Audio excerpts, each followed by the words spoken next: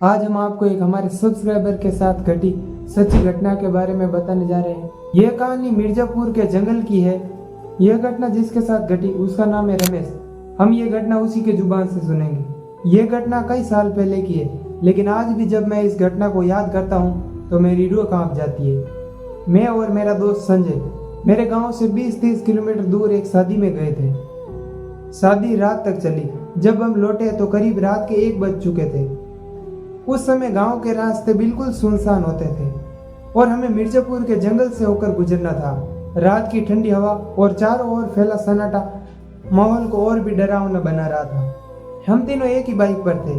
मैं बाइक चला रहा था और राकेश और संजय मेरे पीछे बैठे थे। रास्ता पूरी तरह से खाली था, लेकिन जैसे ही हम जंगल के अंदर घुसे हमें थोड़ी सी बेचैनी महसूस होने लगी। पेड़ की शाखाएं धीरे धीरे हिल रही थी, लेकिन उस समय हमें ऐसा लग रहा था जैसे कोई हमें देख रहा हो।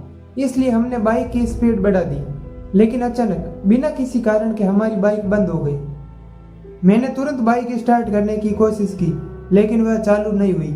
अंधेरे में हमारी टॉर्च भी काम नहीं कर रही थी और चारों ओर घना सन्नाटा था। लेकिन अचानक हमें किसी के पैरों की आहट सुनाई दी।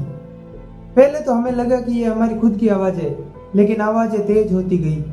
हमने पीछे देखा, वहां पर कोई नहीं था। हम कुछ समझ पाते इससे पहले हमने देखा एक सफेद साड़ी में लिपटी औरत अचानक हमारे सामने आकर खड़ी हो गई।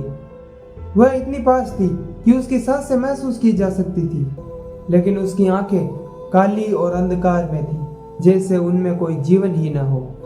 उसकी आंखें सीधी हम पर टिकी हुई थी और हमें ही घूर रही थी। उसके चेहरे पर कोई भाव नहीं था, बस एक भयानक ठंडापन था।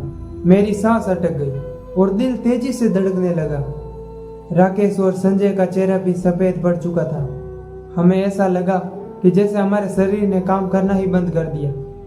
तभी अचानक उस औरत ने जोर से हंसना शुरू कर दिया। उसकी हंसी इतनी खतरनाक थी कि मेरे दोस्तों के होश उड़ गए। राकेश और संजय वहीं पर जमीन पर गिरकर बेहोश हो गए।